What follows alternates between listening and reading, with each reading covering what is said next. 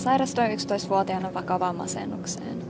Monet sanoivat, että se tuntuu siltä, niin kuin kaikki värit vaan katoaisi sun ympäriltä. Ja niinhän se vähän tuntuukin, että niin kuin kaikki muuttuu vaan semmoiseksi massaksi. Mä toivon, että joku tulisi pelastaa mut. Että mä oikeasti rukoilin sitä. Itse tuun uskovaisesta perheestä ja mä häpäisin sitä, että mä olin niin kuin masentunut kristitty.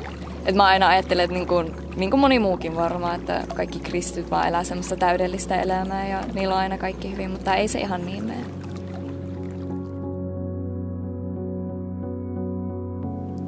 Masennukseni eteni siihen pisteeseen, että mä aloin haaveilla kuolemasta. Ne pari kertaa, kun mä yritin itsemurhaa, niin mä kuulin semmoisen äänen.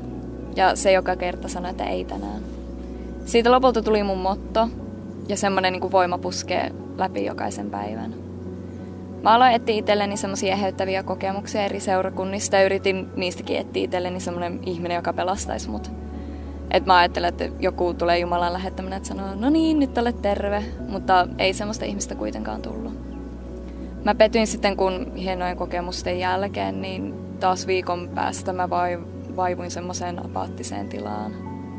Et vaikka mä tapasin niin monta hienoa ihmistä, niin ei ne kuitenkaan pystynyt sitä pahaa oloa poistamaan.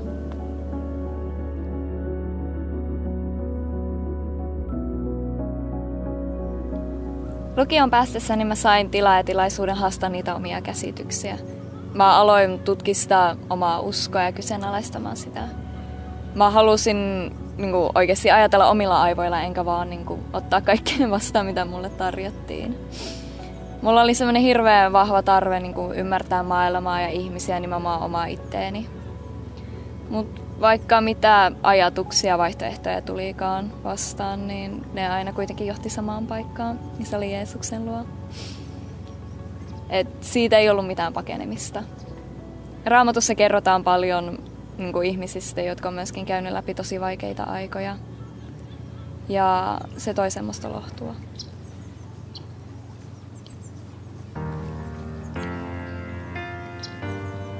Aloin ymmärtää, että ei Jumala jätä ketään yksin, vaikka olisikin yksinäinen olo. Et mä keskityin liikaa siihen, että mä löytäisin jonkun ihmisen, joka pelastaisi, mutta mä en huomannut sitä, että Jumala pelasti mut joka kerta itseltäni. Vaikka mä en silloin rakastanut itteeni, niin Jumala rakasti mua siitä huolimatta, mitä mä ajattelin ja mitä mä tein. Ja se on semmoinen rakkaus, että sitä ei saa mistään muualta tästä maailmasta ja se antoi mulle toivoa.